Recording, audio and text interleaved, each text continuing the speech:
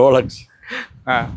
இந்த ரோலக்ஸும் ஏன் வாங்கினேன்னா, ஒரு இது சிங்கப்பூர் போயிருந்தோம்.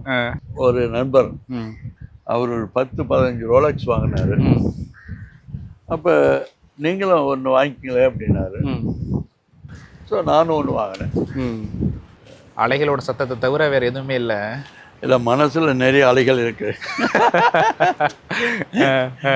அந்த அலைகளை விட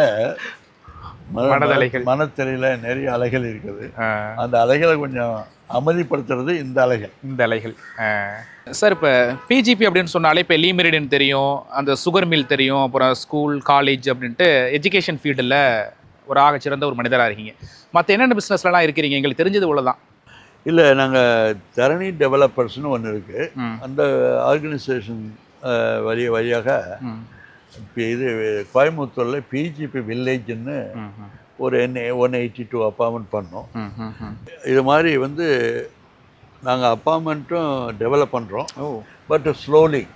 அந்த ராயல் மெரிடியன் ஏலத்துக்கு போனதை மீட்டுட்டு கொண்டுட்டு வந்ததே உங்களுடைய எந்த அளவுக்கு ஒரு பாசிட்டிவான ஒரு மனிதர் அப்படிங்கிறத நீங்கள் நிறைய விஷயங்கள் சொல்லியிருக்கீங்க. அந்த சமயங்களில் உங்களுடைய நேரங்கள் அப்படிங்கிறது எப்படி செலவழிப்பீங்க? காலகட்டங்கிறது எப்படி இருக்கும் இந்த மாதிரி ஏலத்துக்கு போகுது அப்படின்னு சொன்னோம்? ப்ராப்ளம் வந்ததுன்னா நீங்கள் ஒன்றே தான் சஃபர் பண்ணணும்.